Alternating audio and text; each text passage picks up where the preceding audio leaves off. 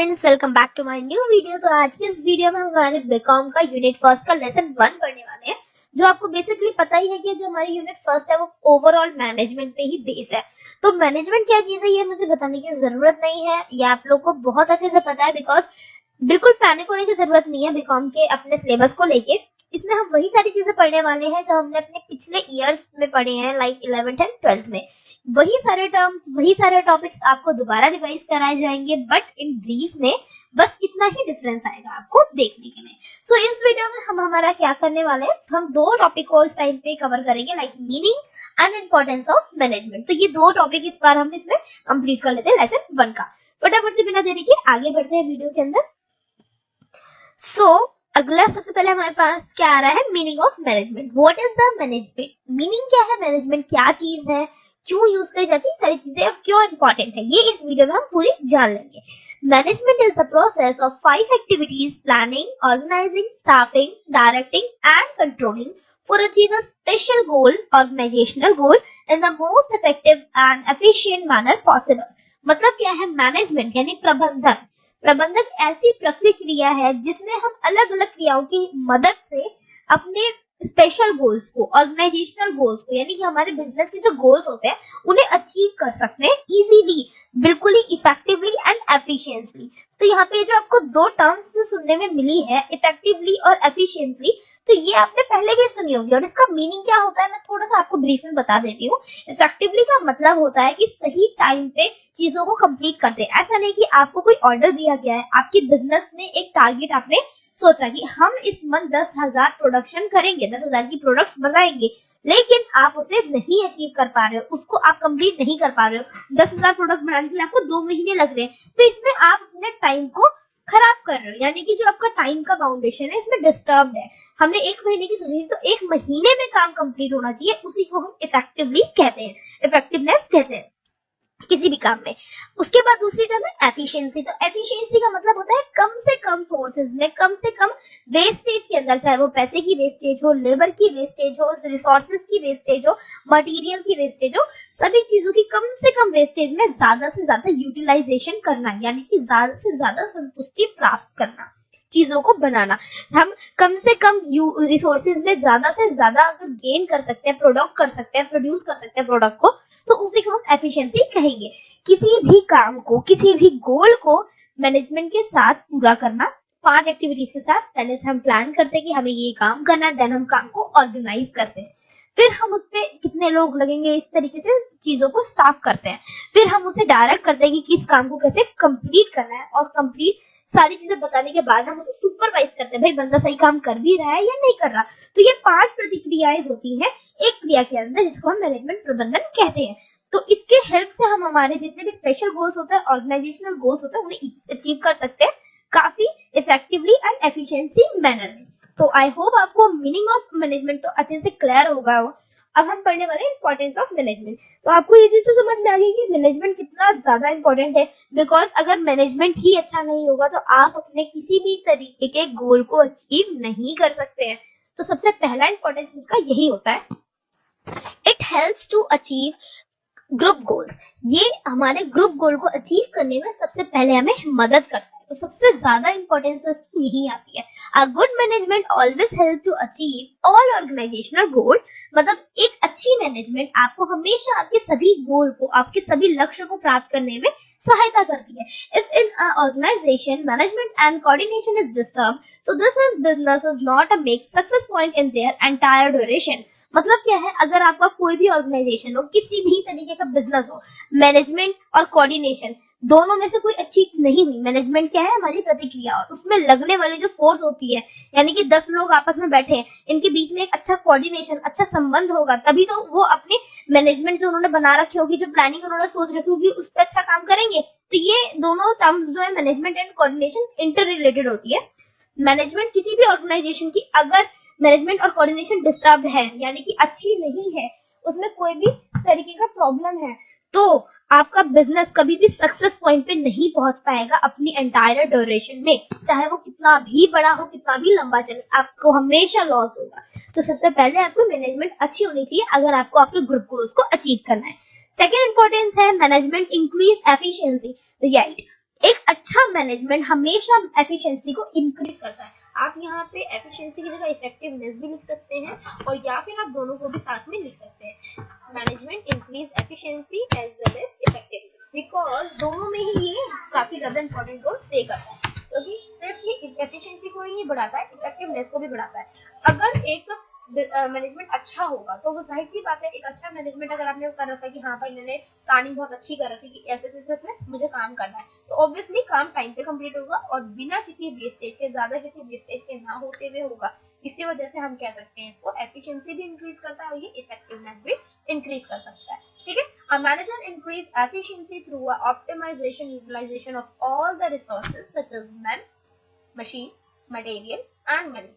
Same चीज कही हुई है, एक अच्छा मैनेजर हमेशा हमारी एफिशिएंसी को इंक्रीज करवाता है, बिकॉज मैनेजर ही तो मैनेजमेंट बनाता है ना, एक प्रबंधक प्रबंधन बनाता है। तो कि ये सारी जो प्लानिंग्स होती है कि हाँ किसी भी ऑपरेशन पे किस तरीके से वर्क करना है, ये सारी चीजें प्लानिंग किसे दी जाती है, एक मैनेजर को दी जाती है। एक मैनेजर आपस में हमारे पूरे ग्रुप में अच्छी कोऑर्डिनेशन मैनेजमेंट बना के रखता है, तो हम सारे काम अच्छे से कर पाते हैं। तो यही चीज यहाँ पे कही गई है, तो इसमें भी हमारा जो मैनेजमेंट है काफी इंपॉर्टेंट रोल प्ले करता है। अगला ऑप्शन आ रहा है आपके पास, देखते हैं थर्ड पॉइंट क्या बोलता है। थर्ड पॉइंट है it creates a dynamic organisation. What is the meaning of dynamic organisation? So dynamic का मतलब होता है समय के साथ बदलना। समय के साथ बदलना आज की दुनिया में बहुत ज्यादा इंपॉर्टेंट हो गया है। अगर आप समय के साथ नहीं बदल रहे हैं तो आप अपने समय में, या आप कह सकते हैं कि चलती दुनिया के हिसाब से पीछे हो जाते हैं। तो इसी तरीके से एक बिजनेस को बिना समय के साथ बदलना बहुत जरूरी होता है। एक ही फैशन अगर मतलब मार्केट में सोचो आप, एक ही फैशन चलता रहा तो क्या मतलब बंदों को इंटरेस्ट आएगा? नहीं आएगा। सभी दुकानों पे वही ओल्ड फैशन ड्रेसेस नहीं, समय के साथ बदलता है। अरे हर तीसरे महीने में नया फैशन आ जाता है, क्यों बदल देते हैं? क्या उनके पास खर्चे नहीं है? होते हैं, लेकिन अपने ऑर्गेनाइजेशन को डायनामिक करना बहुत इंपॉर्टेंट है। अगर आप समय के साथ बदलते नहीं है तो आपका जो ऑर्गेनाइजेशन है वो बहुत पीछे चला जाएगा एज अकॉर्डिंग टू अदर। तो सबसे इम्पोर्टेंट चीज होती है कि हमारा मैनेजमेंट अच्छा होना चाहिए। क्या वो चीज है जो मतलब, अब एक शॉपकीपर का ही एक एग्जांपल देती हूँ मैं आपको। सॉरी, जैसे आप मैंने फैशन की बात करी, फैशन में जैसे एक शॉपकीपर है, अभी उसने पुराने स्टाइल की कांजीवरम साड़ी उठा के लेकर आया, बट न्यू स्टाइल की कांजीवरम साड़ी आ गई, तो क्या वो पुरानी वाली सारे स्टॉक बिक चुके होते हैं? नहीं बिके होते, लेकिन उसको अपने आने वाले डायनेमिक चीजों के लिए बैकअप बनाकर रखना पड़ता है कि भाई जैसे फैशन बदलेगा मुझे नया स्टॉक भी लाना पड़ेगा।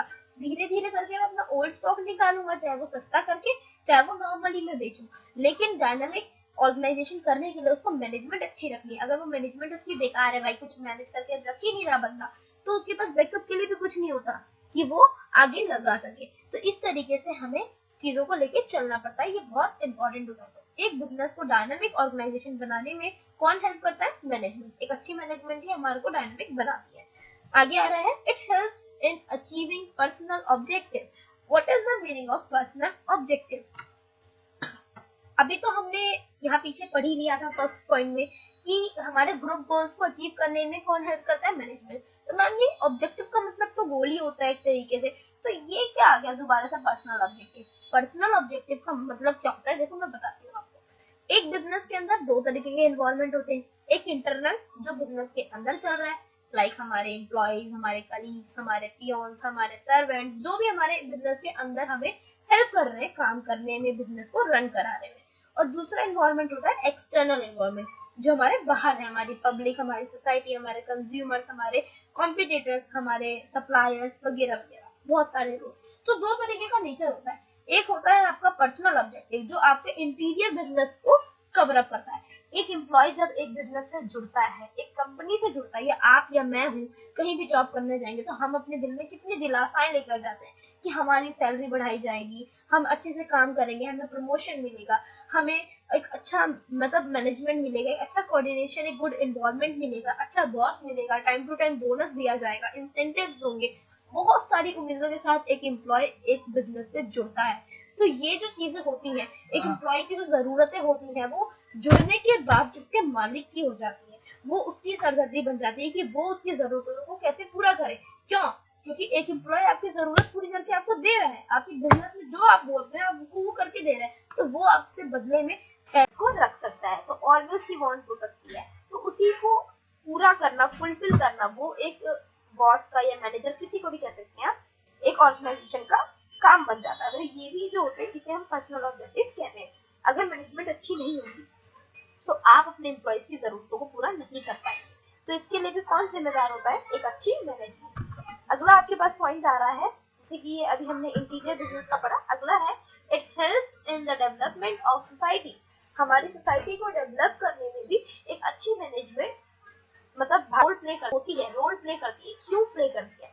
बिकॉज एक बिजनेस का सेटअप होता है सोसाइटी के अंदर। अगर आपका बिजनेस सोसाइटी को कुछ गलत इम्पैक्ट दे रहा हो, गलत इफेक्ट्स दिखा रहा हो, लाइक पोल्यूशन बढ़ा रहा हो, आपकी कोई फैक्ट्री हो पोल्यूशन बढ़ा रही हो, एम्प्लॉयमेंट भी नहीं दे रही हो, ना आपके रेट्स अच्छे, ना आपके रेट्स रीजनेबल, ना बंदे आपके चीजें खरीद पा रहे हैं हाई फाई, तो सोसाइटी के हिसाब से अगर आप नहीं चलेंगे तो सोसाइटी आपको हटा देगी। वो यही चाहेगी कि ये किस तरीके की शॉप खुल रही है हमारे यहाँ, जो हमें बिल्कुल भी फायदा नहीं दे रही है। तो डेवलपमेंट ऑफ सोसाइटी में सबसे पहले यही आता है कि आपका जो भी ऑर्गेनाइजेशन आप ओपन कर रहे हो वो सोसाइटी को भी वेलफेयरिंग दे, उसके टूवर्ड्स भी सोसाइटी के अंदर भी वो थोड़ी सी वेलफेयरिंग दे, लाइक आपको एम्प्लॉयमेंट दे, आपको रोजगार दे, पोल्यूशन ना दे, ठीक है। अब ऐसी चीजें बनाए कम से कम, मतलब जो क्वालिटी होनी चाहिए प्रोडक्ट की अच्छी होनी चाहिए, रीजनेबल प्राइस में आपको अच्छी चीजें अवेलेबल करके देते। ये सारे जो होते हैं ना गुड पॉइंट्स होते हैं। इससे क्या क्या चीजें होंगी? आपका एक गुड इम्पैक्ट पड़ेगा, गुडविल बढ़ेगी, आपके कस्टमर्स बढ़ेंगे, एक अवेयरनेस भी बढ़ती है। लाइक रेस्टोरेंट्स वगैरह होते हैं तो आप अगर प्लास्टिक बैग्स या पॉलिथीन देना पसंद करोगे तो वो आपके एनवायरमेंट के लिए हार्मफुल ही होती है। बट अगर स्टिल उसकी जगह आप पेपर बैग यूज करते हैं या वुडन के डिस्पोजल्स यूज करते हैं तो वो काफी ज्यादा अवेयर करते हैं हमारी सोसाइटी को भी, औरों के लिए भी अवेयरनेस होती है। तो इससे आपकी अलग सी ही गुडविल बनती है। तो इन सब चीजों के लिए आपकी मैनेजमेंट अच्छी होनी चाहिए ना, हायर करने के लिए, तभी तो आप ये सारी चीजें कर पाएंगे। तो इसके लिए भी कौन जिम्मेदार होता है? आपकी मैनेजमेंट। तो आई होप आपको इंपॉर्टेंस ऑफ मैनेजमेंट अच्छे से क्लियर हो गया होगा with the meaning of management. तो फटाफट से जाइए, वीडियो को लाइक करिए, शेयर करिए, चैनल को सब्सक्राइब करिए, अपने फ्रेंड्स के साथ भी शेयर करिए ताकि उनका भी सिलेबस जल्दी जल्दी कवर अप हो। मिलता है जल्दी से नई वीडियो में आगे के टॉपिक को लेकर। फटाफट से लेसन को कंप्लीट करके नेक्स्ट यूनिट स्टार्ट करेंगे। जब तक के लिए बाय बाय।